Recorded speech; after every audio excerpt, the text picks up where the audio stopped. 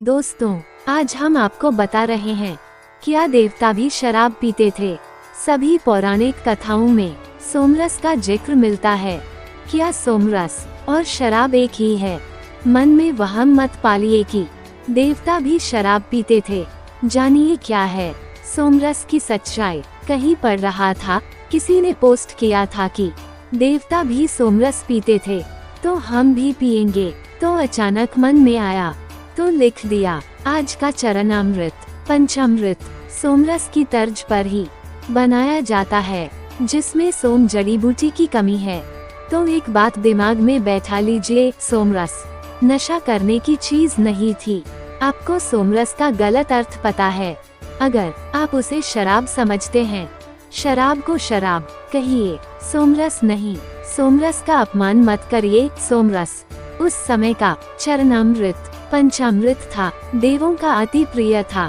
सोमरस जानिए क्या है सोमरस की सच्चाई। देवगण करते थे सोमरस का पान। सोमरस मदिरा की तरह कोई मादक पदार्थ नहीं था, इन खास चीजों से बनता था सोमरस।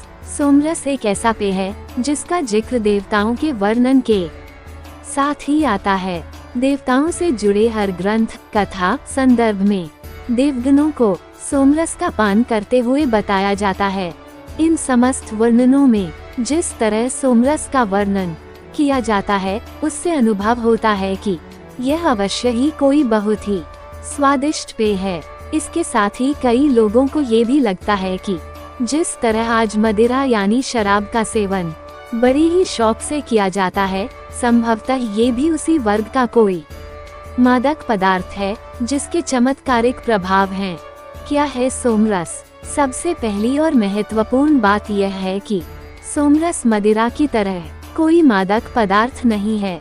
हमारे वेदों में सोमरस का विस्तृत विवरण मिलता है। विशेष रूप से ऋग्वेद में तो कई ऋचाएं विस्तार से सोमरस बनाने और पीने की विधि का वर्णन करती हैं। हमारे धर्म ग्रंथों में मदिरा के लिए मद्यपान शब्द का उपयोग हुआ है, जिसमें मद का अर्थ अहंकार या नशे से जुड़ा है। इससे ठीक अलग सोमरस के लिए सोमपान शब्द का उपयोग हुआ है, जहां सोम का अर्थ शीतल अमृत बताया गया है। मदिरा के निर्माण में जहां अन्न या फलों को कई दिन तक सड़ाया जाता है, वहीं सोमरस को बनाने के लिए सोम नाम के पौधे को पीसने छानने के बाद दूध या दही में मिलाकर लेने का वर्णन मिलता है। इसमें स्वादानुसार शहद या घी मिलाने का भी वर्णन मिलता है। इससे प्रमाणित होता है कि सोमरस मदिरा किसी भी स्थिति में नहीं है। कहाँ और कैसा है सोम का पौधा? अब प्रश्न ये उठता है कि आखिर सोमरस बनाने में प्रयुक्त होने वाला प्रमुख पदार्थ यानी सोम का पौधा देखने में होता कैसा है और कहाँ पाया जाता है। मान्यता है कि सोम का पौधा पहाड़ियों पर पाया जाता है। राजस्थान के अर्बुद, उड़ीसा के हिमाचल, विंध्याचल और मलय पर्वतों पर इसकी लताएं पाए जाने का उल्लेख मिलता है। कई विद्वान मानते हैं कि अफगानिस्तान में आज भी ये पौधा पाया जाता है, जिसमें पत्तियां नहीं होती और यह बादामी रंग का होता है। ये पौधा अति दुर्लभ है क्योंकि इसकी पहचान करने में सक्षम प्रजाति ने इसे सबसे छुपा कर रखा था। काल के साथ सोम के पौधे को पहचानने वाले अपनी गति को प्राप्त होते गए और इसकी पहचान भी मुश्किल हो गई। देवता सोमरस पीते थे, जबकि असुर सुरा मदिरा का पान करते थे। सोमरस सोम के पौधे से प्राप्त जड़ी बूटी से बनाई जाती थी। आज सोम का पौधा लगभग विलुप्त है। शराब पीने को सुरापान कहा जाता था। सुरापान असुर करते थे। ऋग्वेद में सुरापान को घृणा के तौर पर देखा गया है। टीवी सीरियल्स में भगवान इंद्र को अप्सराओं से घिरा दिखाया जाता है और वो सब सोमरस पीते रहते हैं, जिसे सामान्य जनता शराब समझती है।